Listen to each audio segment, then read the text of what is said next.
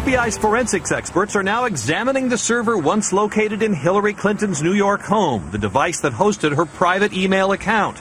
Two sources familiar with the process say analysts are optimistic they can recover at least some data, even though they've determined, as was previously disclosed, that it was wiped clean when the account was deactivated.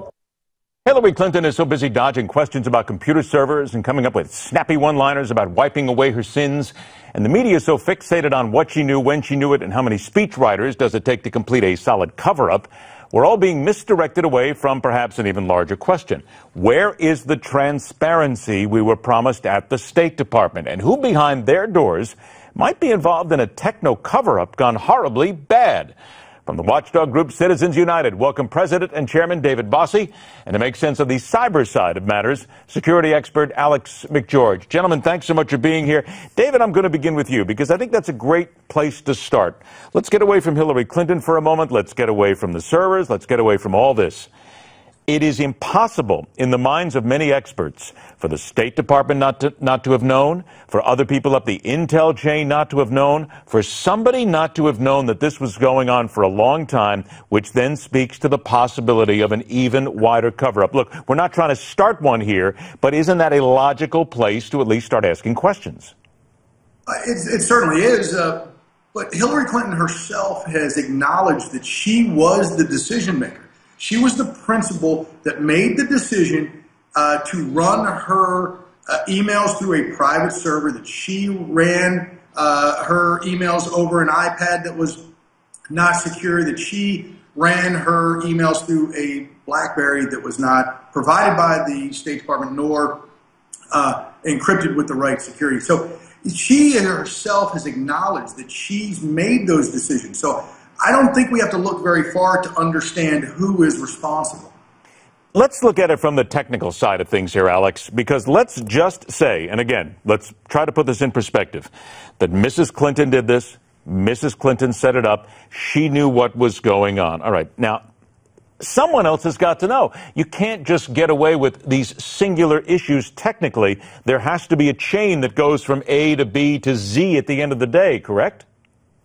Yeah, certainly. I mean, I think it is inconceivable that someone would not know simply because, ClintonEmail.com or .org or whatever it was is not state.gov. When you email someone at Gmail, you know where their email is going to end up approximately. It's going to go through Google. So the fact that her email, people were primarily using it through her own personal domain, and it wasn't ending in state.gov, means that anyone that she corresponded with could have reasonably drawn that conclusion. Okay, now in Nevada on Wednesday, Mrs. Clinton, once again, she defended her use of a private email server and the possible existence of classified information being improperly sent over unsecured channels. Here's what she said.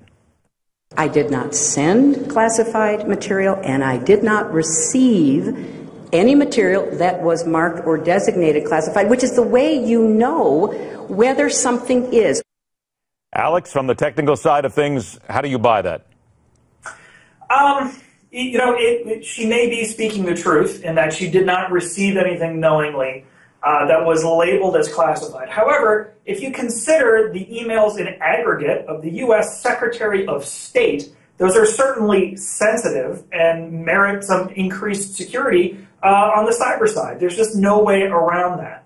David, what does it tell us about transparency? And I know that Citizens United is very big on this right now about the transparent issue with the State Department. When we learn that the BlackBerries used by Mrs. Clinton's aides, two of them, are gone. They may have been destroyed. They may have been dumped. They may have been reset and given to somebody else. But here we are again, drip, drip, drip, drip. And we still don't see a transparency here, correct?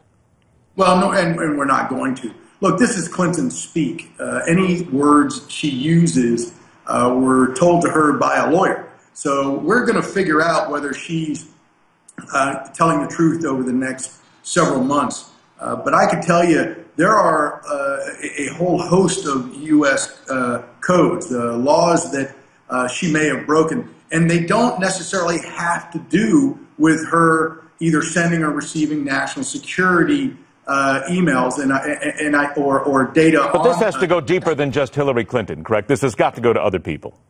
Well, it does, but I focus on her because even if somebody else knew she had the server, even if somebody else knew they were not necessarily obligated. And that becomes a real legal threshold to say somebody's obligated to do something when the Secretary of State herself has the authority and makes the decision. So I'm not trying to take my eyes off of Secretary Clinton as the one who has done this. Look, whether it's the definition of the word is, or if it's the Rose Law Firm billing records mysteriously having been under subpoena for 2 years and then showing up in her private office in the 90s, this continues. Her honesty, her integrity. Sure does. I got to stop. I got to get one question in. Alex, just a real quick yes or no. Even if you heard somebody had wiped the server, you wouldn't be comfortable, would you? No, I would not. They never really go away. David Bossie, Alex McGeorge, gentlemen, thank you so much for joining us. Next up, it's what's happening in the operating room when you're knocked out cold. That should really make you worry. Next on The Hardline.